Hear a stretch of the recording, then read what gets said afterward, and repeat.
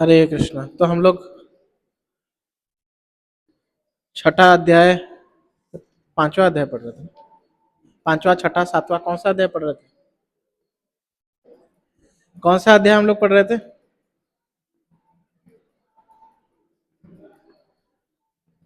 याद है?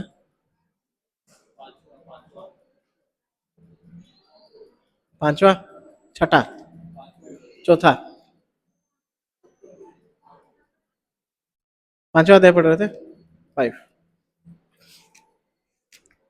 ओके। ज्ञानतिमिरन्धस्य ज्ञानाञ्जनशलाकया चक्षुरुन्मीलितं येन तस्मै श्री गुरवे नमः। तो थोड़ा सा रिकैप कर लेते हैं क्योंकि बहुत दिन से क्लास नहीं हुआ था, भूल गए होंगे। और हम लोग काफी, मुझे लगता है काफी स्लो चल रहे हैं। हाँ? पांचवा अध्याय तो थर्ड चैप्टर में भगवान ने जो है अर्जुन को निष्काम कर्म योग के बारे में बताया और अर्जुन को बताया कि आप जो है कर्म संन्यास मत लो। कर्म संन्यास क्यों नहीं लो? क्योंकि आप जो है अभी 3 गुणों से परे नहीं गए हो, 3 गुणों के अधीन में हो। तो कर्म संन्यास ले लोगे तो क्या हो जाएगा? बाह्य दृष्टि से तो आप सन्यासी रहोगे, लेकिन अंदर से आप क्या हो जाएगा? कामनाओं के बारे में सोचने लगोगे। तो इससे क्या कहलाओगे? आप मिथ्याचारी कहलाओगे। और फिर भगवान ने बोला कि यज्ञ के लिए कार्य करो। अर्जुन को बोला कि यज्ञ के लिए कार्य करो। और फिर जो है बाद में भगवान बोलते हैं कि अर्जुन फिर भगवान को प्रश्न पूछते हैं कि अत्यनो प्रयोक्तम पापम चरति पुरुषः, कि किस वजह से जो एक व्यक्ति जो है वो पाप कार्य करता है। याद है कि नहीं? आप लोग याद है ना? पाप कार्य करता है मतलब अपना स्वधर्म को नहीं करता है, क्योंकि भगवान अर्जुन को बोल रहे हैं कि अपना स्वधर्म को करो। तो अर्जुन पूछ रहे हैं किस वजह से जो है व्यक्ति जो है अपना स्वधर्म छोड़ के दूसरों का कार्य करने लगता है। तो उसके उत्तर में भगवान क्या बोलते हैं, मतलब किस वजह से स्वधर्म छोड़ के पाप कार्य करने लगता है? तो भगवान बोलते हैं कि काम ऐसा, क्रोध ऐसा, रजोगुण समुद्भव। काम के कारण, ये काम वासना के कारण हो रहा है। और काम वासना कैसे उत्पन्न हो रहा है? रजोगुण से हो रहा है। तो रजोगुण से हो रहा है। और एक काम का जगह कौन सा है? तो मन बुद्धि में ये जो है काम वासना, और इंद्रियों में काम वासना भरी हुई है। और इससे कैसे छुटकारा पा सकते हो? तो भगवान बोलते हैं कि आध्यात्मिक ज्ञान से। फिर चौथा अध्याय जो है भगवान आध्यात्मिक ज्ञान से शुरू करते हैं, अपना ही बारे में बताते हैं भगवान, कि मुझे जान लेने से तत्वतः जो है आप जो है क्या हो जाएगा? आप जो है ये भौतिक परिस्थिति से आप परे जा सकोगे। और चौथा अध्याय में जो है भगवान अर्जुन को यज्ञ युक्त कार्य करने के लिए बोलते हैं कि अगर यज्ञ युक्त कार्य करोगे आप तो क्या हो जाएगा? तो आपके अंदर ऑटोमेटिकली आपको जो यज्ञ युक्त कार्य जो है वो ज्ञान में परिणित होता है। तो एंड में आपको ज्ञान की प्राप्ति होगी। और इस दिव्य ज्ञान को और अच्छे से जानने के लिए आपको गुरु के शरण में जाना पड़ेगा। तो गुरु के शरण में जाने का क्या तरीका है? तो सबसे पहले गुरु से कैसे ज्ञान लेना है? तो सबसे पहले उनके शरण में जाना है, उसके बाद उनकी सेवा करना है और उनको प्रश्न पूछना है। तो 3 तरीका है गुरु से ज्ञान लेने का, ऐसा भगवान बताते हैं। और फिर भगवान जो है उसका एंड कैसे करते हैं कि देखिए आप जो है अपना कार्य कैसे करो? तो कार्य ऐसे करो कि कार्य करो लेकिन कार्य से आसक्त ना हो जाओ। तो उसको भगवान ने क्या बोला है? उसके लिए एक पर्टिकुलर शब्द भगवान ने यूज किया है, योग संन्यास तक कर्माणम। तो यज्ञ संन्यास तक कर्माणम को जो है अर्जुन जो है उसको गलत तरीके से ले लेते हैं। अर्जुन को लगता है कि भगवान यहाँ पे उनको क्या बोल रहे हैं कि आप जो है कर्म संन्यास ले लो। हाँ? और उसके बाद अर्जुन उनको, भगवान उनको बोल रहे हैं कि आप युद्ध भी करो। तो दोनों चीज भगवान बोल रहे हैं। तो भगवान एक्चुअली दोनों चीज नहीं बोल रहे हैं। भगवान उनको, अर्जुन को क्या समझा रहे हैं कि आप जो है कैसे अपना कर्म करो, कर्म से आसक्त ना होकर ये कर्म करो। और क्या क्या मनोभाव से करो कि ये मेरा, ये जो है ये कर्म करना जो है मेरा, मैं क्षत्रिय हूं तो मेरा ये धर्म बनता है। तो इस तरह से आप कर्म से आसक्त नहीं रहोगे। लेकिन अर्जुन को लगता है कि भगवान क्या बोल रहे हैं उनको, कर्म संन्यास ले लो। तो सेम प्रश्न जो थर्ड चैप्टर में अर्जुन ने पूछा था, फिर से भगवान वो 5th चैप्टर के बिगनिंग में फिर से पूछ लेते हैं। जो 5th चैप्टर है उसका प्रभुपाद जी ने जो अध्याय का नाम दिया है, इंग्लिश वाला बुक मेरे पास है, कर्मयोग एक्शन इन कृष्ण कॉन्शियसनेस। तो ये प्रभुपाद जी ने इसका जो है चैप्टर का नाम दिया है। तो इसमें और ये जो 3rd चैप्टर है दोनों लगभग लगभग सिमिलर है, लेकिन फिर भी ये जो 5th चैप्टर में जो है भगवान थोड़ा सा ये जो कर्म निष्काम कर्म योग हो इसको डेप्थ में जाते हैं और भक्ति का भी अंश जो है इसमें जोड़ते हैं, जो कि 3rd चैप्टर में नहीं था। 3rd चैप्टर में केवल बोल रहे हैं भगवान यज्ञ के लिए कार्य करो। तो यज्ञ पुरुष कौन है इसका कोई वर्णन नहीं किया है भगवान ने 3rd चैप्टर में। यज्ञ के लिए कार्य करो मतलब अपना कार्य को किस तरह से करो, एज ए सेक्रीफाइस। यज्ञ का इंग्लिश में अर्थ है सेक्रीफाइस। सेक्रीफाइस मतलब कर्म से आसक्त ना होकर अपना कर्म करो। तो इस तरह से जो है भगवान ने ऑलरेडी क्या है अर्जुन को बता चुके थे। फिर अर्जुन का जो डाउट आया तो अर्जुन ने फिर से प्रश्न पूछ लिया। क्या प्रश्न पूछा कि एक तरफ आप मुझे बोल रहे हैं कि युद्ध करो, एक तरफ बोल रहे हैं कि कर्म संन्यास ले लो, तो मेरे लिए श्रेय कर क्या है, लॉन्ग टर्म मेरे लिए अच्छा क्या है बताइए। जब अर्जुन भगवान कृष्ण को अपना गुरु माने थे तब भी यही चीज बोले थे, ये श्रेय सानिश्चितन ब्रूहितान में, आप मुझे बताइए कि मेरे लिए श्रेय कर क्या है, लॉन्ग टर्म मेरे लिए बेनिफिट क्या है, तो मुझे क्लियरली आप बताइए। तो फिर से भगवान जो है अर्जुन को फिर से वही चीज रिपीट करते हैं। भगवान बोलते हैं कि जो कर्म संन्यास है यानी कि जो ज्ञान योग है या फिर सांख्य योग है, व्यक्ति क्या करता है उसको समझ में आ जाता है कि मैं शरीर नहीं हूं, मैं आत्मा हूं।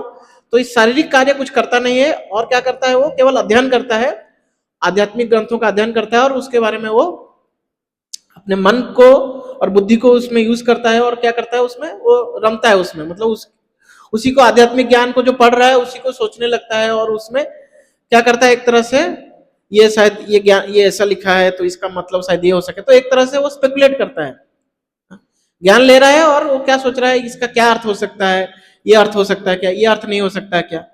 तो इसको सांख्य योग बोलते हैं एक तरह से। और जो कर्म योगी है वो क्या करता है, निष्काम कर्म योगी क्या करता है, वो अपने कर्मों को अपने स्वभाव अनुसार अपने कर्मों को करता है और कर्म फल को जो है वो क्या करता है उसको अर्पण कर देता है।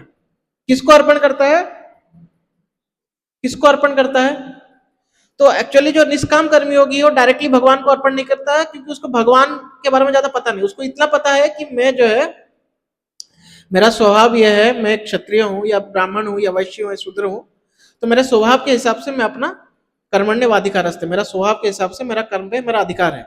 लेकिन मैं अगर फल से आसक्त हो जाऊंगा तो क्या हो जाएगा, मैं कर्म बंधन में फंस जाऊंगा। तो इसलिए कर्म फल के प्रति उसकी आसक्ति नहीं रहती है, केवल कर्म अपना करता रहता है और अपने स्वभाव के हिसाब से कर्म करता है। इससे क्या होता है उसके इंद्रियों को, क्योंकि वो ये निष्काम कर्म करने के लिए लगाता है अपने इंद्रियों को, तो इससे क्या हो जाता है उसके इंद्रियों का शुद्धिकरण होता है और उसको भी आत्म साक्षात्कार हो जाता है कि मैं शरीर नहीं आत्मा हूं।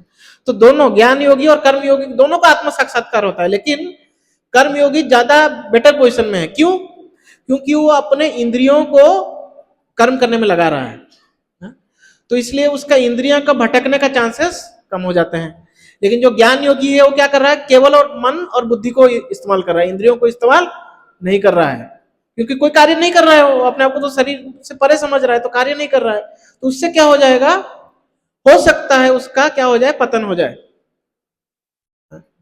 क्योंकि वो केवल अपने इंद्रियों को यूज नहीं कर रहा है। तो हो सकता है इंद्रिय जो है वो गलत भावना उसमें प्रकट हो जाए, इंद्रिय कुछ गलत सीन देख ले। जैसे कि हम देखते हैं कि अजामिल जो था वो एक क्या था, ब्राह्मण का पुत्र था, उनको बहुत ज्ञान था, लेकिन फिर भी जब वो शूद्र शूद्राणी को संग करते हुए देखते हैं तो अजामिल का क्या हो जाता है, पतन हो जाता है।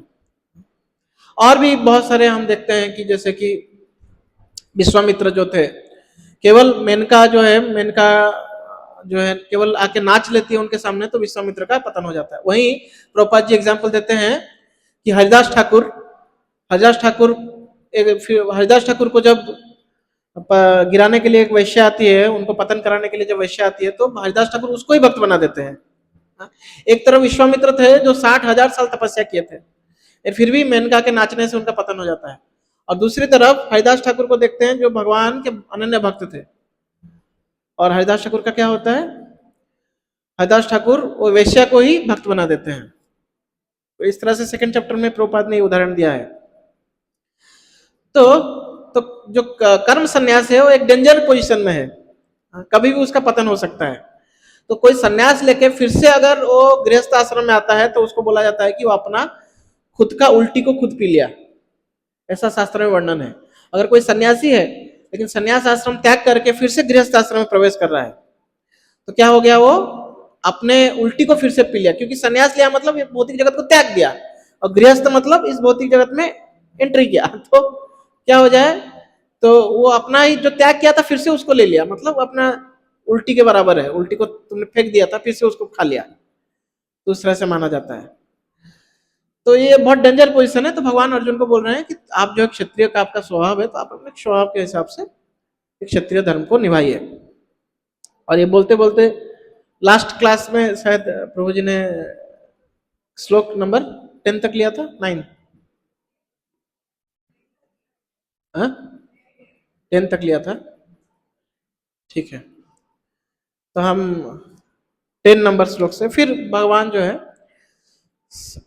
जो 7 नंबर श्लोक से लगभग लगभग 12 नंबर श्लोक तक जो है एक निष्काम कर्मयोगी का कैसा उसका नेचर होता है, उसके क्या गुण होते हैं, उसके बारे में जो है भगवान वर्णन करते हैं। और वर्णन करते करते ये जो भगवान ये बताते हैं कि उसका क्या कैरेक्टरिस्टिक्स है निष्काम कर्मयोगी का, तो बोलते हैं कि वो विशुद्ध आत्मा है, विशुद्ध आत्मा है, विजित आत्मा है, और जितेंद्र है, और क्या है, सर्वभूतात्मा भूतात्मा। 4 कैरेक्टरिस्टिक्स बताते हैं ना श्लोक संख्या 7 में। तो ये बताने के बाद भगवान जो है अर्जुन को बताते हैं कि वो जो है वो सारे भौतिक कार्य कर रहा है लेकिन अपने आप को इस शरीर से परे समझ रहा है, तो इसलिए इस भौतिक कार्यों से वो क्या हो रहा है, आसक्त नहीं हो रहा है। वो सो रहा है, खा रहा है, पी रहा है, अपने जॉब पे जा रहा है, सब कुछ कर रहा है, लेकिन फिर भी भौतिक कार्य से आसक्त नहीं हो रहा है। हमारे भक्त लोग जो हैं इस आश्रम में, बहुत सारे भक्तों को मैं देखा हूँ, जब नहाने जाते हैं तो प्रभुपाद का कोई लेक्चर लगा लेते हैं, तो लेक्चर लगा लेते हैं तो नहाते नहाते नहाते लेक्चर भी हो गया, और नहाना जो है उसको ध्यान नहीं जाके लेक्चर में ध्यान चला गया, तो सारा भौतिक कार्य हो रहा है लेकिन उस पर कोई ध्यान नहीं है। बहुत सारे हमारे भक्त लोग जॉब करते हैं तो वो लोग भी क्या है, कोई कीर्तन लगाते हुए अपना कार्य करते हैं, या फिर कोई लेक्चर लगाते हुए कार्य करते हैं। कुछ भक्त लोग ऐसा करते हैं, मैंने देखा है, हाँ मुझे बोले भी हैं वो लोग कि लेक्चर सुनते सुनते अपना जॉब कर रहे हैं। तो उससे क्या है कि जॉब भी हो रहा है और जो भौतिक कार्य भी अपना हो रहा है, लेकिन उसमें क्या है, वो दिमाग कहाँ लगा हुआ है, आध्यात्मिक कार्य में लगा हुआ है। तो इस तरह से जो ये निष्काम कर्मी होगी इस तरह से कार्य करता है। सब भौतिक कार्य करते हुए भी उसमें क्या है, उसमें वो रमता नहीं है उस कार्य में। फिर क्या बताया गया है कि निष्काम कर्मियों की कैसे अपने भौतिक कार्यों को करता है और कैसे उसमें आसक्त नहीं होता है, तो उसका एग्जाम्पल देते हैं भगवान। किसका एग्जाम्पल लेते हैं, भगवान बोलते हैं कि जैसे कमल का पत्ता है, कमल का पत्ता में क्या है, पानी का बूंद गिरा हुआ है, लेकिन क्या हो रहा है, कमल का पत्ता में पानी का बूंद है लेकिन फिर भी कमल का पत्ता जो है पानी उसको गीला नहीं कर पाता। तो ऐसे ही देखिए, हम पानी को अगर एग्जांपल लिया जाए, पानी को हम किसी भी चीज में अगर डाल दिया जाए तो उसको गीला कर देता है पानी, है ना। हम पेपर में अगर पानी को डाल दें तो क्या होता है, पेपर को पानी गीला कर देता है। तो कुछ प्रकार के पेपर हैं जिसको कम गीला करता है, कुछ को ज्यादा गीला करता है, लेकिन पानी का उसके ऊपर असर होता है। लेकिन यहाँ पे पानी पत्ते के ऊपर है, मतलब पत्ता पानी को आश्रय दिया हुआ है, लेकिन फिर भी पानी जो है पत्ता को गीला नहीं कर पाता। तो ऐसे ही एक निष्काम कर्मियों की जो है वो सारे कर्म में लगा हुआ है, सारे भौतिक काम में क्या हुआ है, लगा हुआ है, लेकिन क्या हो रहा है, भौतिक कार्य से वो आसक्त नहीं होता या उसमें वो फंस नहीं जाता। क्लियर है, ये भगवान एग्जाम्पल देते हैं इसमें। और क्या बोलते हैं भगवान, बोलते हैं कि इस तरह से जो है एक निष्काम कर्मी होगी अपना मन, अपना बुद्धि, अपना शरीर और अपने इंद्रियों, ये 4 चीजों द्वारा, क्या क्या 4 चीजें हैं, क्या क्या 4 चीजें हैं, मन, बुद्धि,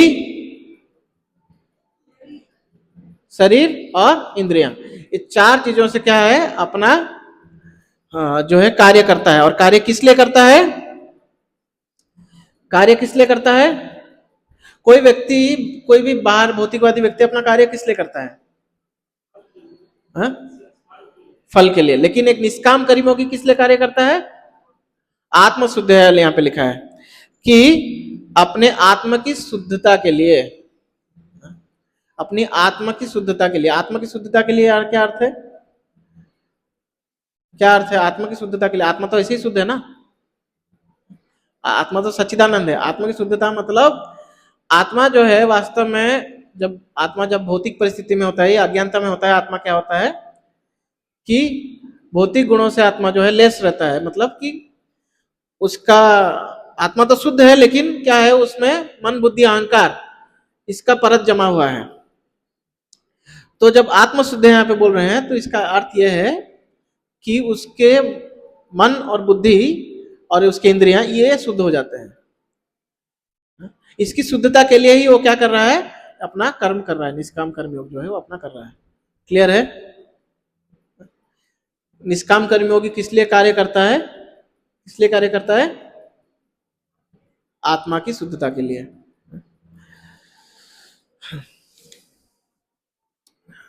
तो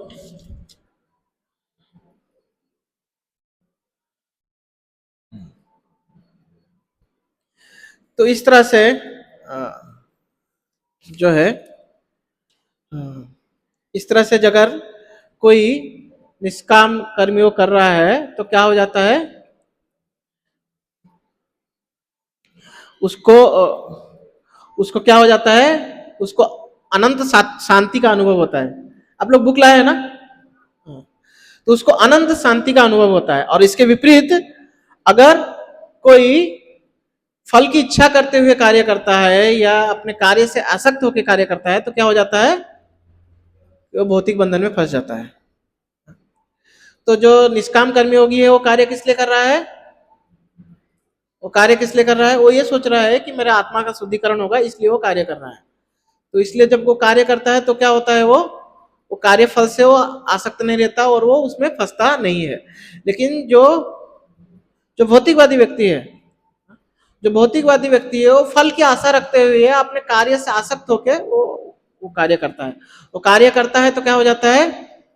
उससे आसक्त हो जाता है। उससे आसक्त हो जाता है तो उसका कार्य कैसा रहता है? किस प्रकार से रहता है उसका कार्य? तो द्वंद्व से भरा हुआ रहता है। और द्वंद्व से भरा हुआ रहता है इसलिए क्या हो जाता है? द्वंद्व से भरा हुआ रहता है इसलिए, हरे कृष्ण, तो द्वंद्व से भरा हुआ रहता है इसलिए उसका मन विचलित रहता है। फॉर एग्जाम्पल कैसा है कि अगर कोई भौतिकवादी व्यक्ति है तो उसको कोई जॉब करना है तो क्या सोचता है कि उसको अगर दो जॉब मिला हुआ है तो एक में क्या है सैलरी थोड़ा कम है तो घर के पास है, एक जॉब जो है घर से थोड़ा दूर है लेकिन सैलरी ज्यादा है, तो सोचता है कि यार ये वाला जॉब लूं कि वो वाला जॉब लूं। तो उससे वो क्या हो जाता है? परेशान हो जाता है, क्योंकि उसमें दोनों में वो देखता है कि मेरा फायदा क्या होगा, मेरा फायदा कहाँ से होगा। घर के पास है तो मैं घर वालों के साथ ज्यादा समय बिता सकता हूँ, ज्यादा जो है सो सकता हूँ, ज्यादा टीवी देख सकता हूँ। तो इस तरह सोचता है कि अरे लेकिन इसमें क्या है सैलरी कम है, सैलरी कम होगा तो मेरा खर्चा कम होगा, तो मैं अपना इंद्रिय भोग जो है अच्छे से कर नहीं पाऊंगा। फिर सोचता है कि जो जॉब में ज्यादा सैलरी है उसमें तो ठीक है, इंद्रिय भोग की चीजें ज्यादा खरीद सकता हूँ, लेकिन प्रॉब्लम क्या है? दूर है, मेहनत करना पड़ेगा ज्यादा। तो उस तरह से हर जगह में, क्योंकि भौतिक जगत जो है कैसा है, इसको द्वंद्व जगत बोला जाता है। सर्दी है तो गर्मी है, सुख है तो दुख है।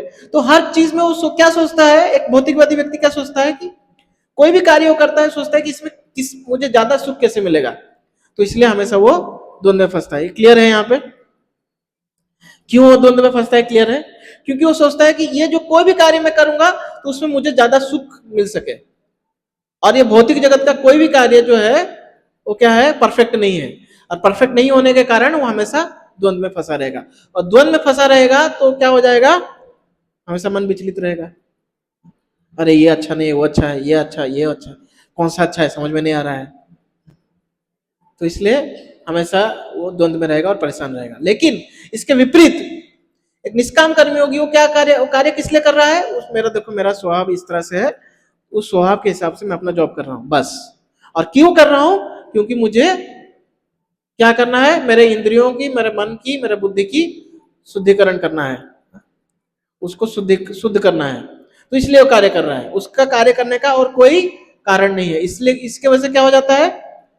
वो इसके वजह से वो क्या होता है कि वो कर्म फल में फंसता नहीं है, कर्म फल से आसक्त नहीं होता है, क्योंकि मैं कार्य तो कर रहा हूँ शुद्धिकरण के लिए। तो कोई भी फल मिले चलता है ना, मैं अपने कार्य तो 100% दिया हूँ, उसमें मैं अपना 100% लगाया हूँ, बस हो गया। तो उससे क्या हो जाएगा? इस तरह से वो अनंत शांति का अनुभव करेगा। और भौतिकवादी व्यक्ति क्या है? मन उसका विचलित रहेगा। तो यह हमारे पास भगवान एक तरह से बोल रहे हैं कि कैसे एक व्यक्ति जो है वो शांति प्राप्त कर सकता है, निष्काम कर्मयोग। और प्रभुपाद जी यहाँ पे तात्पर्य में क्लियरली बोल रहे हैं कि निष्काम कर्मयोग से एक स्टेप पर है भक्ति योग करके।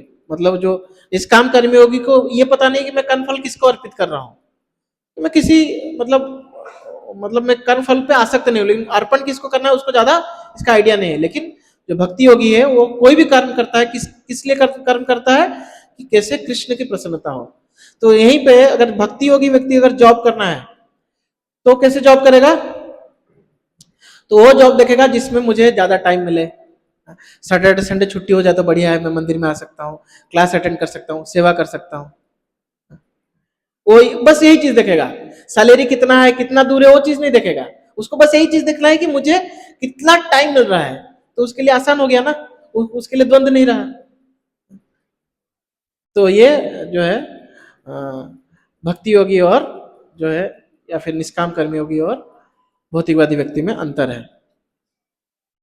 और इसके बाद का जो सेक्शन है उसमें भगवान जो है अर्जुन को एक जीवात्मा, जीव और प्रकृति और भगवान ये कैसे आपस में कैसे इंटरेक्शन करते हैं, ये आपस में कैसे एक दूसरे के साथ बिहेव करते हैं, उसके बारे में जो है भगवान अर्जुन को वर्णन करते हैं।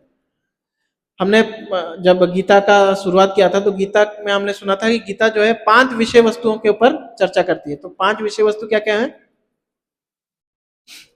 5 विषय वस्तु जो गीता चर्चा करती है वो 5 विषय वस्तु क्या है? हाथ उठाइए। अरे हाथ उठा के बोलना नहीं है, हाथ उठाना है बस। मैं जिनको पूछूंगा वही बताएंगे। 5 विषय वस्तु क्या है? और किसी को पता ही नहीं? हाँ? अरे ठीक है, ठीक है, जिनको पता है ठीक है, बताइए, बताओ। काल। तो परमात्मा, जीवात्मा, प्रकृति, कर्म और काल, ये 5 विषय वस्तु हैं भगवद गीता के। तो उसमें से 3 विषय वस्तु के ऊपर भगवान अभी चर्चा करेंगे। 13 नंबर श्लोक से लेकर 16 नंबर श्लोक तक, 15 नंबर श्लोक तक भगवान इसके बारे में चर्चा करेंगे। भगवान बताएंगे कि एक जीवात्मा जो है, 13 नंबर श्लोक में स्पेशली भगवान बताएंगे कि एक जीवात्मा कैसे कार्य करता है।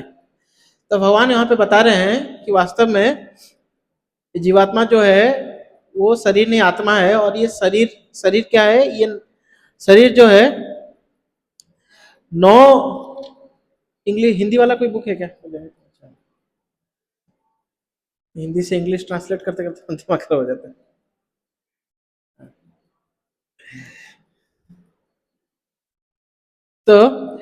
तो बोलते हैं कि जीवात्मा जो है ये शरीर रूपी नगर में रहता है और शरीर रूपी नगर का स्वामी देहधारी जीवात्मा ना तो कर्म का सृजन करता है, ना लोगों को कर्म करने के लिए प्रेरित करता है, ना ही कर्म फल की रचना करता है। यह सब तो प्रकृति के गुणों द्वारा है। नहीं, ये तो नहीं, सॉरी, 13 नंबर श्लोक। जब देहधारी जीवात्मा अपनी प्रकृति को वश में कर लेता है और मन से समस्त कर्मों का परित्याग कर देता है, तब वो 9 द्वारों वाले नगर में बिना कुछ किए कराए सुख पूर्वक रहता है। तो यहाँ पे अर्जुन को भगवान जो है वो बता रहे हैं कि वास्तव में तुम ये शरीर नहीं हो। अपने आप को ये शरीर मानना बंद करो। वास्तव में आप इस शरीर जो है घर की तरह है और आप इसमें रह रहे हो। तो भगवान ने इसलिए ये वर्ड यूज किया है, क्या वर्ड यूज किया है, नव द्वारे पूरे देही, कि ये नव द्वार वाला एक पुर है, सिटी है। तो हम जब कोई सिटी में रहते हैं तो हम इतना उस सिटी के बारे में नहीं सोचते। कोई भी शहर में हम लोग रह रहे हैं तो उतना उस शहर के बारे में नहीं सोच रहे हैं, हम अपने कार्य में व्यस्त हैं। मुझे इस शहर में काम मिला है तो मैं काम कर रहा हूँ, इतना ये शहर का ज्यादा हमारे चिंतन में नहीं आता है। हमको हमारा जॉब जो भी कार्य कर रहे हैं उसका चिंतन हो रहा है और हम बस अपना परिवार उसका चिंतन होता है। तो इसलिए भगवान यहाँ पे अर्जुन को इस शरीर को ही एक शहर की तरह बता रहे हैं कि जैसे हम शहर में रहते हैं तो शहर के बारे में ज्यादा नहीं सोचते, हम अपने कार्य से कार्य लेते हैं, वैसे ही एक जीवात्मा जो है ये नव द्वार वाला शहर में रह रहा है और क्या हो रहा है, वो जो भी कार्य कर रहा है उसमें वो आसक्त नहीं रह रहा है। हा? तो ये चीज जो है अपनी प्रकृति के वश में देहधारी जीवात्मा अपनी प्रकृति को वश में कर लेता है और मन से समस्त कर्मों का परित्याग कर देता है। समस्त कर्मों का परित्याग कर देता है, क्या अर्थ क्या है, कोई भी कार्य बिना आसक्त होकर कोई कार्य को करता है। क्लियर? और कौन सा कार्य, जो भौतिक कार्य कर रहा है वो उसको बिना आसक्त होकर वो कर रहा है। वो सोच रहा है कि ये शरीर जो है ये शरीर के अंदर में हूं और उस वजह से इस शरीर जो है प्रकृति के साथ जो है इंटरेक्शन करके कुछ अपना कार्य कर रहा है, मेरा उससे कुछ लेना देना नहीं है। क्लियर? और उसके बाद फिर ये बहुत इंपॉर्टेंट श्लोक है, 14 नंबर श्लोक जो है ये बहुत इंपॉर्टेंट श्लोक है। इसमें इस श्लोक को मैं थोड़ा पढ़ूंगा। ना कर्तव्यम न कर्माणि लोकस्य सृजति प्रभु, न कर्म फल संयोग्यम स्ववस्तु प्रवर्तते। तो इसका इस श्लोक का अर्थ इस प्रकार से है, हम लोग श्लोक का अर्थ इस प्रकार से है, शरीर रूपी नगर का स्वामी देहधारी जीवात्मा ना तो कर्म का सृजन करता है, ना लोगों को कर्म करने के लिए प्रेरित करता है, ना ही कर्म फल की रचना करता है। यह सब तो प्रकृति के गुणों द्वारा किया जाता है। इसका क्या अर्थ है? शरीर रूपी नगर का स्वामी देहधारी जीवात्मा ना तो कर्म का सृजन करता है और ना ही लोगों को कर्म करने के लिए प्रेरित करता है, ना ही कर्म फल की रचना करता है। तो जो देहधारी जीवात्मा है वो ये सब कुछ कार्य कर ही नहीं रहा है। तो कार्य कौन कर रहा है? भगवान बोल रहे हैं कि ये सब तो प्रकृति के गुणों द्वारा किया जाता है। तो भगवान अर्जुन को ये चीज क्यों बोल रहे हैं? तो भगवान अर्जुन को बोल रहे हैं कि ये जो यहाँ क्या बोल रहे हैं, स्ववस्तु प्रवर्तते, कि है अर्जुन ये जो भी कार्य कर रहे हो ये क्या हो रहा है, ये स्वभाव के कारण तुम कर रहे हो।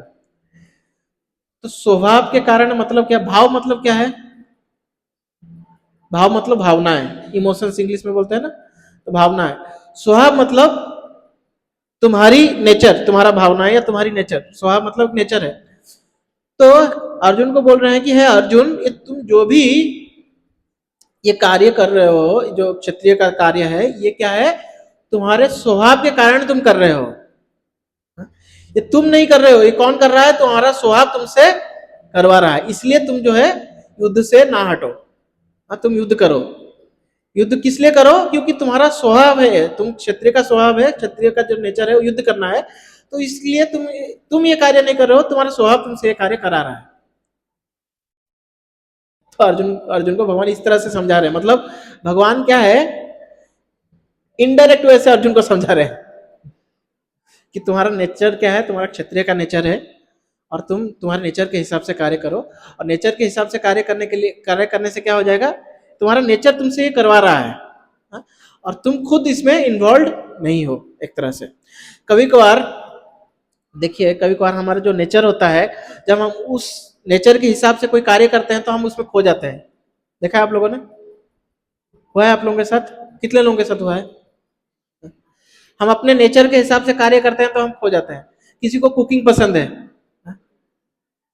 कुकिंग पसंद है तो कुकिंग करता है तो उसमें वो खो जाता है ना, घंटों घंटों तो कुकिंग कर सकता है। किसी को जो है कुछ और चीज पसंद है, किसी को कुछ पढ़ना पसंद है तो घंटों घंटों तक पढ़ लेता है, किसी को मारपीट करना पसंद है कुछ भी छोटा सा बात हो निकल पड़ेगा मारपीट करने के लिए। ऑटोमेटिकली आप देखते हैं कि वैसा अपने स्वभाव के हिसाब से आदमी जो है उसको कार्य करना बहुत आसान हो जाता है। तो अर्जुन को भगवान बोल रहे हैं जिसका जैसा स्वभाव है, तुम्हारा क्षत्रिय का स्वभाव है, तो इसलिए युद्ध करना तुम्हारे लिए आसान है, और तुम युद्ध करोगे तो तुम्हारे स्वभाव के हिसाब से कर रहे हो, इसलिए तुम उसके उत्तरदायी नहीं हो। और उस तरह से तुम करोगे तो क्या हो जाएगा, तुम्हारा शुद्धिकरण भी हो जाएगा। तो इसलिए तुम उस हिसाब से कार्य करो। भगवान यहाँ पे अर्जुन को यही चीज समझा रहे हैं। और भगवान अर्जुन को यहाँ पे दूसरा चीज से भी संबोधित कर रहे हैं कि लोकस्य सृजति प्रभु, कि ये आप जो है, आपका शरीर आपको मिला हुआ है, उसका एक पर्टिकुलर स्वभाव है, और आप उस शरीर के क्या हो, प्रभु हो। आप उस शरीर के क्या हो, प्रभु हो। तो आप अगर कोई शरीर का प्रभु है तो उसको शरीर के ऊपर पूर्ण कंट्रोल होना चाहिए। जो मास्टर है, जो मालिक है, उसका नौकर के ऊपर पूरा कंट्रोल होना चाहिए ना, नौकर को जो बोलेगा वो करेगा। लेकिन यहां पे क्या है, क्योंकि एक जीवात्मा जो है जब इस भौतिक जगत में रहता है तो वो क्या हो रहा है, उसको अज्ञानता है, उसको अपने आप को इस शरीर समझ लेता है। इस शरीर समझने के कारण क्या हो जा रहा है, वो शरीर का जो नेचर है उस कार्य में वो क्या है, वो उस कार्य में वो फंस जाता है। शरीर जो उसको बोलता है वो उस कार्य को करने लगता है। समझ में आ रहा है, समझ में आ रहा है क्या? तो किस लिए ऐसा हो रहा है, क्योंकि अज्ञानता के कारण हो रहा है। अगर जीवात्मा जो है, भले ही वो प्रभु है, क्योंकि जीवात्मा जो है वो क्या है, चेतन वस्तु है। शरीर जो है चेतन है क्या, शरीर शरीर चेतन नहीं है, वो अचेतन वस्तु है। जीवात्मा चेतन है, लेकिन फिर भी हम कई बार देखते हैं कि जीवात्मा जबरदस्ती कोई कार्य ऐसे भी कर लेता है जिसको उसका खुद का इच्छा नहीं, उसको पता है कि गलत है, फिर भी करता है, क्योंकि उसकी इंद्रियां, उसके मन, उसका बुद्धि और उसका शरीर, शरीर जो है वास्तव में मन बुद्धि इंद्रियों से ही बना हुआ है। तो वो क्या कर रहा है, उसको वो कार्य करने के लिए मजबूर कर रहा है। भगवान यहाँ पे अर्जुन को ये बोल रहे हैं कि अर्जुन देखो, तुम्हारा जो है क्षत्रिय का स्वभाव है, तो तुम्हारा नेचर क्या है, मारपीट करना। तो उसको अगर तुम, क्षत्रिय का क्या धर्म है, धर्म की रक्षा करना, ये क्षत्रिय का धर्म है। अगर इसमें तुम यूटिलाइज कर रहे हो, तुम्हारे स्वभाव के हिसाब से भी कार्य करो और तुम्हारा शुद्धिकरण हो रहा है। लेकिन क्या हो रहा है, अगर तुम उस तरह से अगर जबरदस्ती कर्म संन्यास लेने का प्रयास करोगे तो क्या हो जाएगा, स्वभाव तो तुम्हारा गया नहीं है। तुम्हारा स्वभाव कैसा है, गुस्सा होने का, मारपीट करने का, ये स्वभाव है। तो तुम उसको क्या कर दोगे, गलत कार्य में लगा दोगे। इससे क्या हो जाएगा, तुम कर्म बंधन में फंस जाओगे। क्लियर, ये श्लोक का मीनिंग क्लियर हुआ आप लोगों को? भगवान यहाँ पे अर्जुन को क्या समझाने का प्रयास कर रहे हैं, हम सब जो है, हम सबका एक एक स्वभाव है। और स्वभाव किस लिए, वो स्वभाव क्या है, वो स्वभाव जो है हमारे शरीर, हमको जो ये शरीर मिला हुआ है, उस शरीर के हिसाब से हमको एक स्वभाव डेवलप हुआ है। और स्वभाव कैसे डेवलप हुआ है, तो हमारे पूर्व कार्यों के वजह, पूर्व कर्मों के वजह से, पूर्व कर्मों के वजह से हमारा एक स्वभाव डेवलप हुआ है। और वो स्वभाव के हिसाब से हमको जो है, उस स्वभाव के हिसाब से हमको ये कार्य कुछ करना है। तो अगर हम पॉजिटिव कार्य में ना लगाएंगे तो ऑटोमेटिकली हम स्वभाव के हिसाब से नेगेटिव कार्य में लगा देंगे। क्लियर है? और जितना ज्यादा नेगेटिव कार्य में लगेंगे उतना ज्यादा शारीरिक बंधन में फंस जाएंगे। ठीक है? तो ये तो भगवान यहाँ पे बोल रहे हैं कि कैसे प्रकृति जो है हमसे कार्य करवा रही है। तो कोई बोलेगा कि अगर प्राकृतिक कार्य करा रहा है, तो भगवान वहां पे प्रकृति करा रहा है, मतलब मैं करता नहीं हूं, मैं करता नहीं हूं तो मैं कुछ भी कर सकता हूं, मैं करता तो हूं नहीं, तो मुझे पाप लगेगा ही नहीं, कुछ भी करूंगा पाप नहीं लगेगा। तो वहां पे और और क्या हो जाएगा, हाँ, और क्या हो जाएगा, परमेश्वर जो है, भगवान जो है, ये पापों का फल वो ही भोगेंगे, क्योंकि मुझे भगवान जो है प्रकृति के द्वारा ये कार्य करवा रहे हैं। कोई ऐसा सोच सकता है? कोई क्या सोच सकता है कि देखिए मेरा नेचर इस तरह से था, उस नेचर के हिसाब से, मेरा मारपीट वाला नेचर था, उसी नेचर के हिसाब से मैंने मारपीट कर दिया, और यहाँ पे तो कृष्ण बोल रहे हैं कि तुम करता नहीं हो, तो मैं तो करता नहीं हूं, तो भगवान जाने प्रकृति जाने, मेरे को कुछ लेना देना नहीं है। सोच सकता है ना कोई ऐसा? हा? तो यहाँ पे भगवान उस चीज को नेक्स्ट श्लोक में जो है क्लियर करते हैं।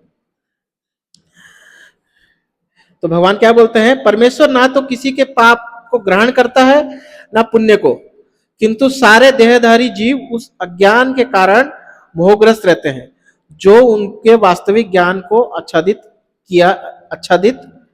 किए रहता है।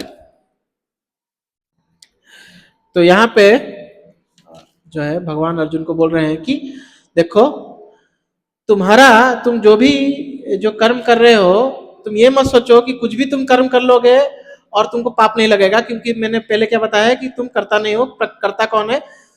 तुम्हारा प्रकृति है, एक स्वभाव है, प्रकृति तुमसे कोई कार्य करवा रहा है। तो कोई सोच सकता है कि मैं तो करता नहीं हूं, कुछ भी करूं चलेगा। तो यहाँ पे भगवान उस चीज को क्लियर कर रहे हैं। भगवान बोल रहे हैं कि अज्ञानता के कारण तुम्हारी कुछ क्या हो रहा है, तुम्हारी कुछ इच्छाएं डेवलप हो रही हैं। हाँ? उन इच्छाओं को क्या है, इच्छाओं को पूर्ति करने के लिए क्या है, तुम कुछ कार्य कर रहे हो। कुछ कार्य कर रहे हो तो उससे क्या हो जा रहा है, तुमको उसका पाप या पुण्य उसको भुगतना पड़ रहा है। और इस तरह से तुम क्या हो जा रहा है, तुम कर्म बंधन में पड़ जा रहे हो, और तुमको उस कार्य करने के कारण, कुछ रिपीटेड कार्य करने के कारण तुमको एक स्वभाव डेवलप हो रहा है।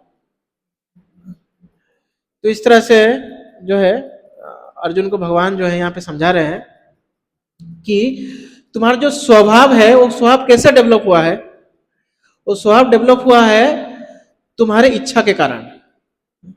सबसे पहले जीवात्मा जो है वो इच्छा करता है, इच्छा करने के कारण वो कुछ कार्य करता है, और वो कार्य करने के कारण क्या हो जाता है, उसको कार्य का फल मिलता है, या तो पुण्य या तो पाप, कुछ फल मिलता है। और उस पाप पुण्य फल के कारण क्या हो जाता है, उसको एक स्वभाव डेवलप हो जाता है। भगवान अर्जुन को जब 8वें अध्याय में भगवान क्या बोलते हैं, 8वें अध्याय के जो 6 नंबर श्लोक है, यद्यत नहीं क्या श्लोक है वो, त्यजन्ते, हाँ, यद्यत व्यापी स्मरण भावम त्यजन्ते अन्ते कलेवरम तम तम वेदाति कौन्तेय सदा तद्भाव भाविता। जिसका जैसा नेचर है उस हिसाब से उसको शरीर मिलता है, और वो शरीर जो है उस नेचर के हिसाब से कार्य करता है। तो अर्जुन को बोल रहे हैं कि नेचर लेकिन डेवलप कैसे हुआ? नेचर डेवलप हुआ तुम्हारी इच्छा के कारण, और गलत इच्छा के कारण। तो गलत इच्छा कैसे हुआ? अज्ञानता के कारण। अज्ञानता के कारण क्या हो गया, गलत इच्छाएं आ गई। गलत इच्छाएं के कारण वो कुछ कार्य किया, उस कार्य करने के कारण उसका एक स्वभाव डेवलप हुआ। उस स्वभाव डेवलप होने के कारण फिर वो दूसरे, उसको उस हिसाब से एक शरीर मिला। वो जो शरीर मिला उस स्वभाव के हिसाब से वो फिर वो शरीर कार्य करने लगा। फिर वो स्वभाव क्या हुआ, और स्ट्रांग होते गया। समझ में आ रहा है? आ रहा है कि नहीं? मुझे लगता है इसको थोड़ा सा नेक्स्ट क्लास में इसको मैं थोड़ा प्रेजेंटेशन करके बताऊंगा, नहीं तो थोड़ा सा आप लोगों को कंफ्यूजन हो रहा है, मुझे लग रहा है ऐसा। कुछ समझ में आया क्या? कि एक व्यक्ति को स्वभाव कैसे डेवलप होता है, कैसे डेवलप होता है एक जीवात्मा का स्वभाव? सबसे पहले क्या है, इच्छा से पहले क्या है, अज्ञानता। अज्ञानता के कारण क्या हो रहा है, अपने आप को क्या समझ रहा है वो? अज्ञानता के कारण वो समझ रहा है अपने आप को शरीर। और उसके हिसाब से उसको क्या हो जा रहा है, कुछ इच्छाएं डेवलप हो रही हैं। वो इच्छाओं के कारण वो कुछ कार्य करता है, वो कार्य के करने के कारण उसको कुछ नेचर बनता है, उसको सत्वगुण रजोगुण तमोगुण या इनका मिक्सचर वाला कोई नेचर, उसको शरीर, उस तरह का शरीर मिलता है। उस तरह का शरीर मिलता है तो फिर से वो उस शरीर के हिसाब से अपना कार्य करने लगता है। देखते हैं कोई ऑटोमेटिकली, कुछ लोग जो है बहुत तमोगुणी शरीर रहता है उनका, तो ऑटोमेटिकली वो गलत कार्य में लग जाते हैं। तो ऑटोमेटिकली कुछ लोगों का सत्वगुणी शरीर रहता है, तो ऑटोमेटिकली क्या हो जा रहा है, ऑटोमेटिकली क्या हो जाता है, वो अच्छे कार्य में लगता है, पढ़ाई करने में या इस तरह से कुछ अच्छे कार्य में करने में लगता है। तो यहाँ पे यही चीज भगवान को बोल रहे हैं कि देखिए, मैं जो है, मैं क्या हूं, मैं तुम्हारे कार्यों को केवल सैंक्शन कर रहा हूं। तुम कुछ करना चाहते हो तो उसको मैं क्या कर रहा हूं, सैंक्शन कर रहा हूं। और प्रकृति क्या कर रहा है, वो चीज तुमको वो चीज करने के लिए मदद कर रहा है, सहारा बन रहा है। इसका एक एग्जाम्पल लेते हैं हम लोग। जैसे कि कोई चोर है, उसको पुलिस पकड़ के लेके गया, ठीक है, चोर को क्या किया, पुलिस पकड़ के लेके गया। पुलिस पकड़ के लेके गया और उसको पेश कर दिया किसके सामने, जज के सामने। और जज ने चोर को बोला कि ये तो चोरी किया है, इसको सजा मिलेगी, इसको जेल में डाल दो। तो चोर को सजा मिलने में क्या जज का हाथ है? क्या पुलिस का हाथ है? किसका हाथ है? जज ने तो सजा दिया है ना, तो जज का हाथ है क्या? नहीं, क्योंकि वही जो जज जो है, कोई अगर कोई सही काम करता है, गलत काम नहीं किया है, तो उसको जेल से छोड़ देता है, या फिर उसको बोलता है कि इसको जेल जाने की जरूरत नहीं है, इसको छोड़ दिया जाए। तो फिर क्या पुलिस है जेल चोर को जेल में डालने के लिए? क्या पुलिस जिम्मेदार है? पुलिस भी नहीं है। क्यों? क्योंकि वही पुलिस अगर कोई कोई बेचारा किसी को कोई चोर किसी का पॉकेट को चोरी कर रहा है, तो पुलिस अगर देख लेता है तो उसको पकड़ के चोर को क्या करता है, पिटाई करता है, और वो व्यक्ति जिसको चोर जो है पॉकेट मार कर रहा था उसको बचाता है पुलिस। पुलिस तो बचाने का काम कर रहा है, तो पुलिस भी नहीं है। तो क्या है, कौन है उस चोर को जेल में जाने का जिम्मेदार? कौन है? हा? चोर को चोरी करने की इच्छा, चोर को चोरी करने की इच्छा जो है, उसको चोर को जेल में डाल रहा है। ये क्लियर हो गया? तो भगवान क्या करते हैं? भगवान केवल सैंक्शन करते हैं। तो कोई बोलेगा कि तो प्रभु जी फिर भगवान कोई गलत कार्य को क्यों सैंक्शन करते हैं? कोई किसी का मर्डर किया तो भगवान के बिना सैंक्शन के तो हो नहीं सकता, हमने सुना अभी। तो क्यों ऐसा भगवान ने किया? क्या उत्तर है इसका? कोई किसी का मर्डर किया, लोग बहुत प्रश्न पूछते हैं, ऐसा पूछते हैं ना कि भगवान, अगर भगवान है तो इतना गलत कार्य होने क्यों दे रहा है? तो इसका क्या उत्तर है? क्या उत्तर है, कोई बोल सकता है? नहीं, और कोई? तुम सुन लिया उससे। और कोई? यस माता जी। हाँ? कर्म संन्यास, कर्म सिद्धांत, कर्म सिद्धांत तो नहीं है माता जी। बहुत ही इंपॉर्टेंट, बहुत ही इंपॉर्टेंट, मतलब क्या है, गुण है ये नेचर है, ये कैरेक्टरिस्टिक्स है जिसको हमको जानना चाहिए। भगवान जो है एक जीवात्मा को, जो है जीवात्मा के, जो जीवात्मा को स्वतंत्रता दिए हुए हैं, उसमें भगवान इंटरफेयर नहीं करते। भगवान लेकिन जीवात्मा को पूर्ण स्वतंत्रता नहीं है, इन कुछ स्वतंत्रता है। जैसे कि फॉर एग्जाम्पल हमारी इधर जैसे गाय है, पीछे में हमारा गौशाला है, तो गाय को क्या करता है, कोई भाग ना जाए तो उसको बांध देते हैं रस्सी से, रस्सी से बांध देते हैं। तो रस्सी का जितना लेंथ है, उस लेंथ के बीच में गाय जो है, कितना भी जो घास जो है, लेंथ जो है, उस हिसाब से वो घास किधर भी उस लेंथ के हिसाब से वो घास खा सकता है।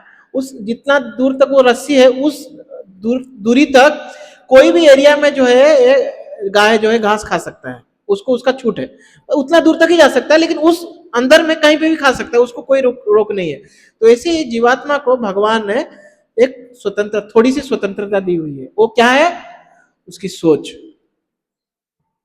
जो सोचने की जो स्वतंत्रता दी हुई है जीवात्मा को, उसमें भगवान जो है इंटरफेयर नहीं करते। क्यों नहीं करते? क्यों नहीं करते?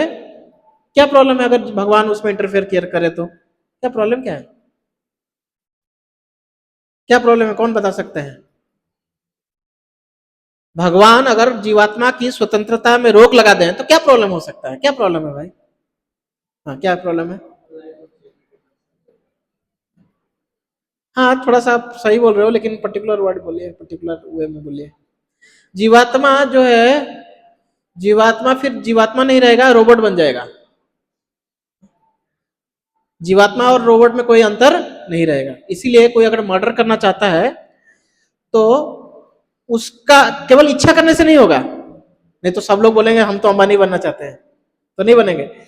उसके इच्छा, पहले जीवात्मा इच्छा करता है, इच्छा करने के बाद फिर भगवान देखते हैं कि इसका जो पूर्व कर्म है, इसके जो पूर्व कर्म है, चाहे इस जन्म का पूर्व कर्म हो या 10 जन्म पहले का या 1 जन्म पहले का, वो डिपेंड करता है, लेकिन इसके पूर्व कर्म, ये जो इच्छा कर रहा है, इसको ये प्राप्त करवाने के लिए ये सफिशिएंट है कि नहीं। अगर कोई सोच रहा है कि मैं बहुत पैसा कमाऊं, तो भगवान पहले देखेंगे कि इसके पूर्व कर्म के हिसाब से ये पैसा कमा सकता है कि नहीं। अगर वो कमा सकता है तो भगवान प्रकृति द्वारा उससे क्या करते हैं, उससे ऐसे कार्य करा, उससे वो कार्य करवाते हैं जिससे वो कमा सकता है। अगर सपोज जीवात्मा मर्डर करना चाहता है, तो भगवान देखेंगे इसके पूर्व कर्म के हिसाब से ये मर्डर करने लायक है कि नहीं, मतलब इसका शरीर ठीक है कि नहीं, उतना ताकतवर है कि नहीं कि मर्डर कर पाए। हाँ, ताकतवर है। और इसका इच्छा है, तो प्रकृति द्वारा भगवान उससे करवाते हैं। प्रकृति भगवान सैंक्शन करते हैं, प्रकृति क्या करता है, प्रकृति वो कार्य करवाता है, और इच्छा कौन करता है, जीवात्मा इच्छा करता है। ठीक है, तो आप बोलेंगे प्रकृति द्वारा क्यों भगवान बोल रहे हैं, प्रकृति द्वारा क्यों करवा रहे हैं, स्वभाव के द्वारा क्यों जीवात्मा को डायरेक्टली क्यों नहीं बोल रहे हैं कि जीवात्मा जो है वो करता है।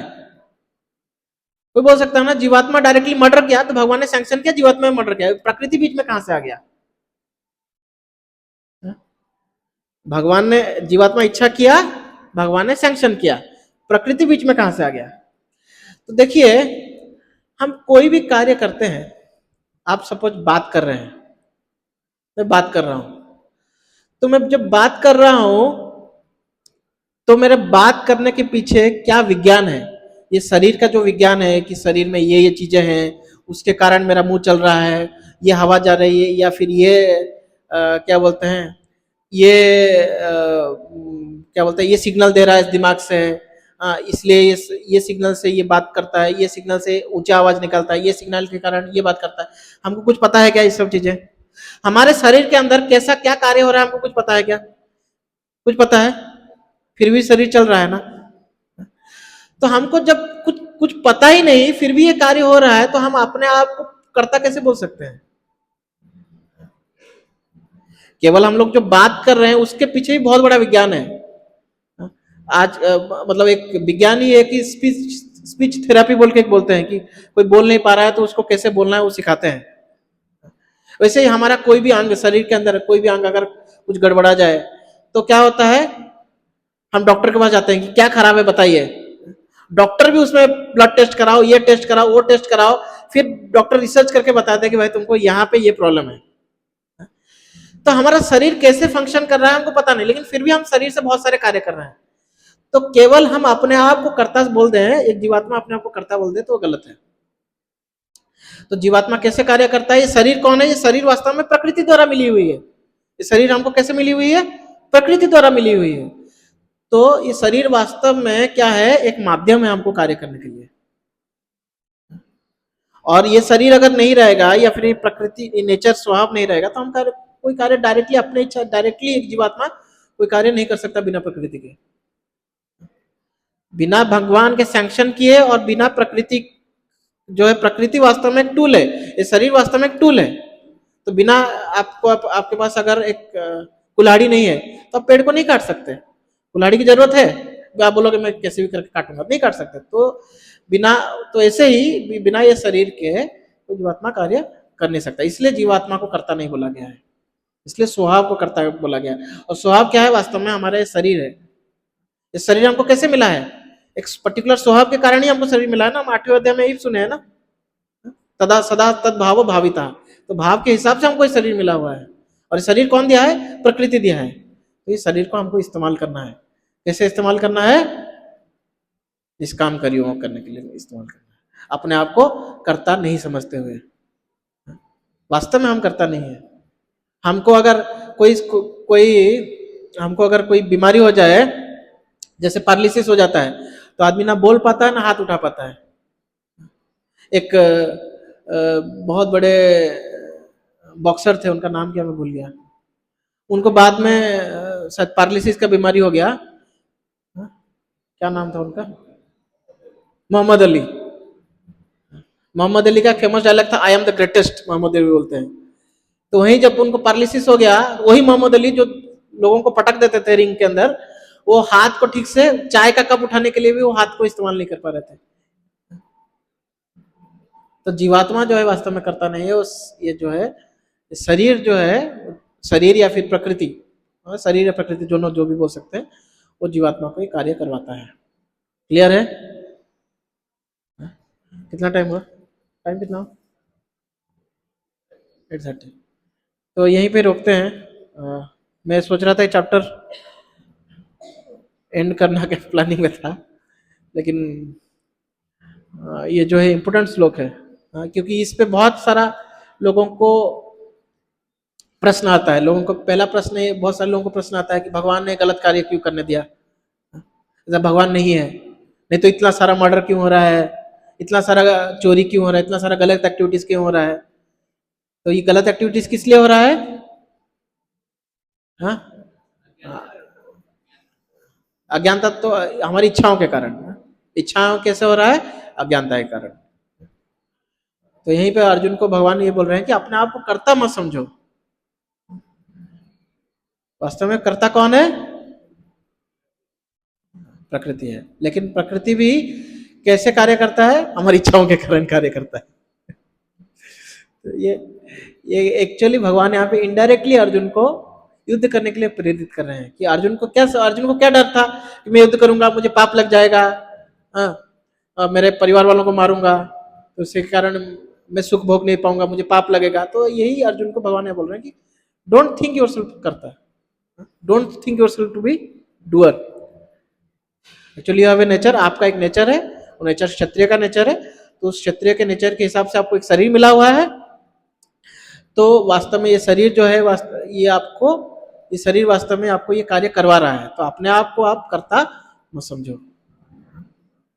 बट इसका ठीक इसके विपरीत ये भी मत समझो कि जो भी कार्य करोगे उसका तुमको कोई लेना देना नहीं है। उसका तुमको ही लेना देना है क्योंकि तुम्हारे इच्छाओं के अनुसार ही तुमको ये शरीर मिला हुआ है।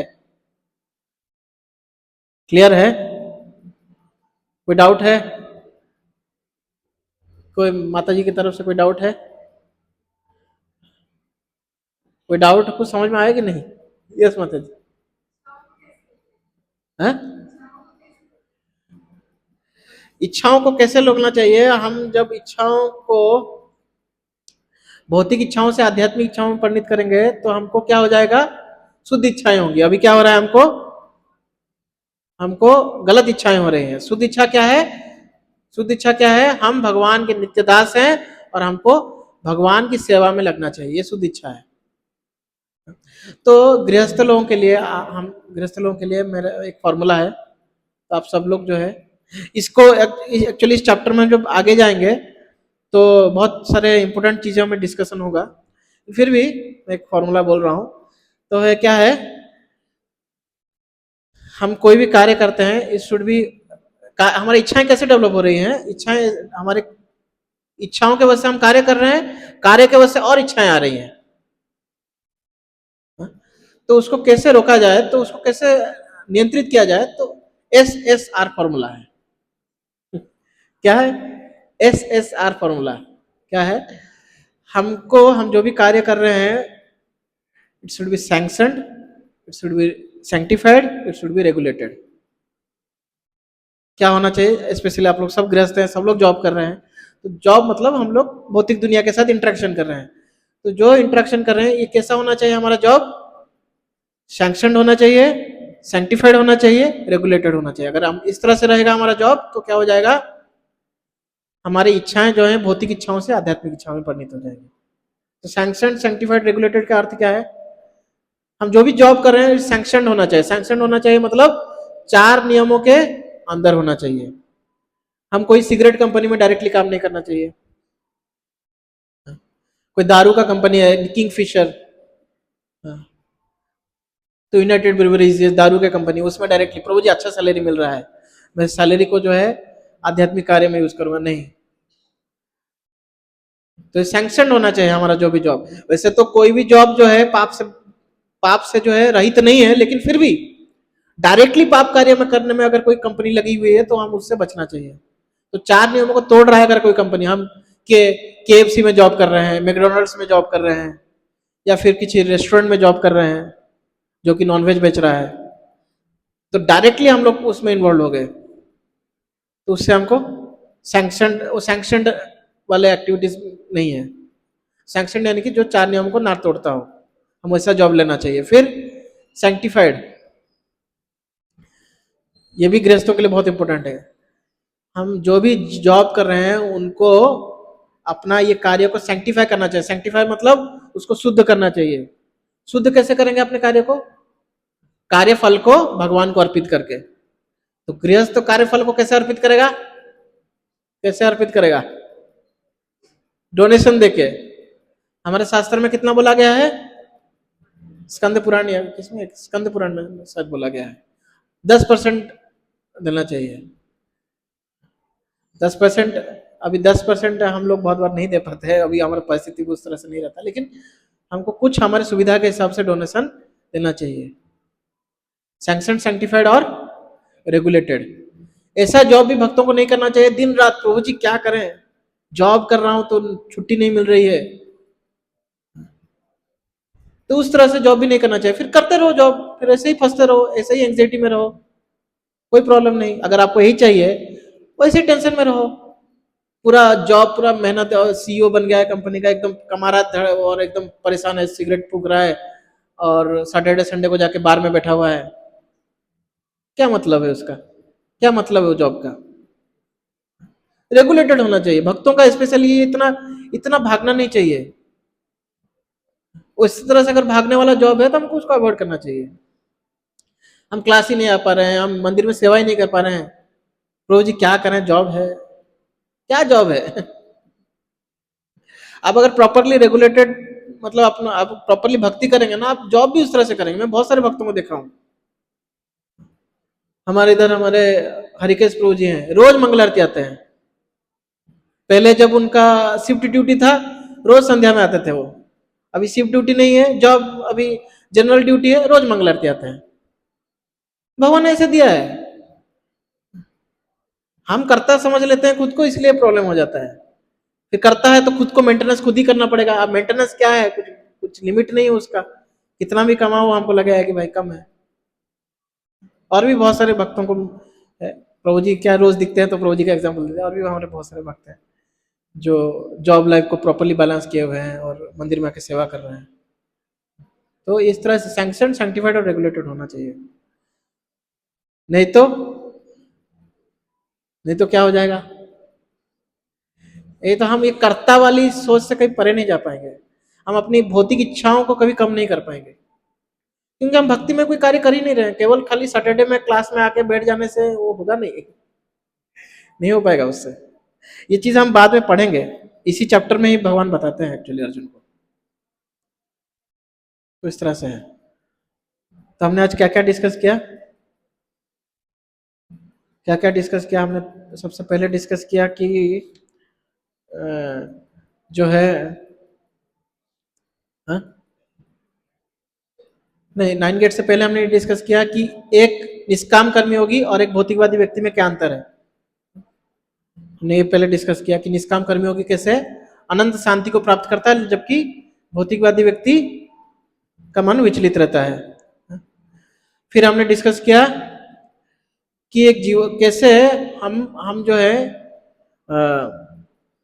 एक जीवात्मा जो है, ये शरीर जो है कैसा है, ये शरीर जो है एक शहर की तरह है जिसमें 9 द्वार है और जीवात्मा उसमें है।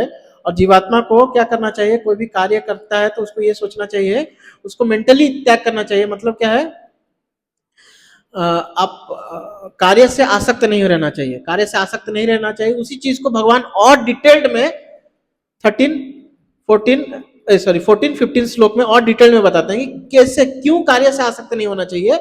क्योंकि वास्तव में कोई भी कार्य कर रहा है तो क्या कर रहा है, वो प्रकृति उससे करवा रही है। तो प्रकृति उससे करवा रही है, तो कोई सोच सकता है कि प्रकृति करवा रही है तो मेरा कोई दोष नहीं है, तो प्रकृति ने कराया ना। बहुत सारे लोग बोलता है तो मेरा क्या दोष है, तो मेरा प्रकृति ने करवाया। कई बार लोग गीता का गलत उदाहरण भी ले लेते हैं। तो प्रकृति करवा रही है, लेकिन प्रकृति कैसे करा रही है, हमको ये जो शरीर मिला है वो कैसे मिला है, हमारी इच्छाओं के कारण हमको ये शरीर मिला है। और इच्छाएं कैसे प्रकट हुई है, इच्छाएं हम अज्ञानता के कारण प्रकट हुई है।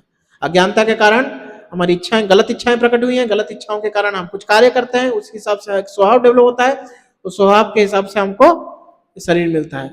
और शरीर जो है उसका स्वभाव के हिसाब से हमको जबरदस्ती कोई कार्य करवाता है। ये चीज डिस्कस किया। और हमने फिर बाद में लास्ट में क्या डिस्कस किया, क्या डिस्कस किया, भगवान क्या है, भगवान सैंक्शनर है। भगवान केवल अनुमति देते हैं, भगवान देखते हैं और अनुमति देते हैं। भगवान क्यों हमारे हमारे कार्य में क्यों जो है डायरेक्टली इन्वॉल्व नहीं था। अगर हम कोई गलत कार्य कर रहे हैं तो भगवान उसमें रोक क्यों नहीं लगाते, क्यों नहीं लगाते,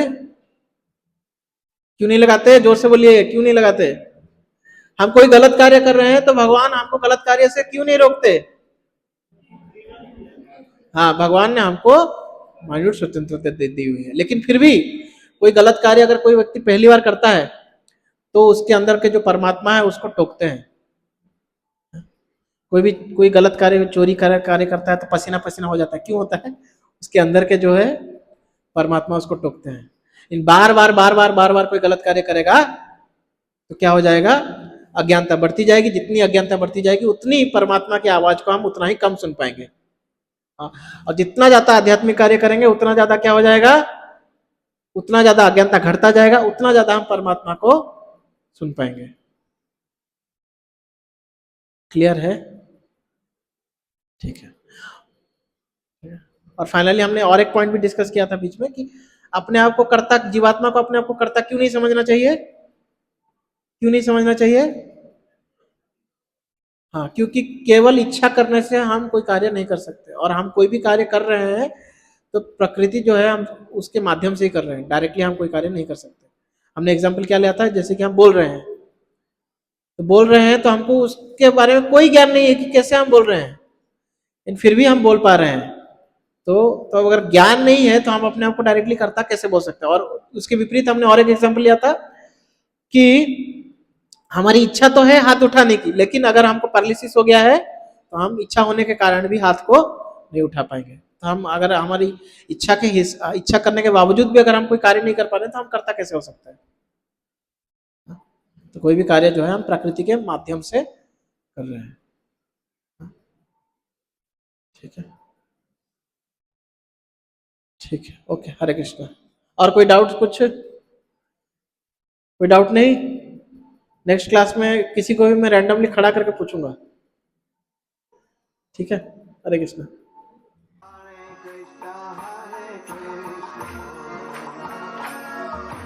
Krishna Krishna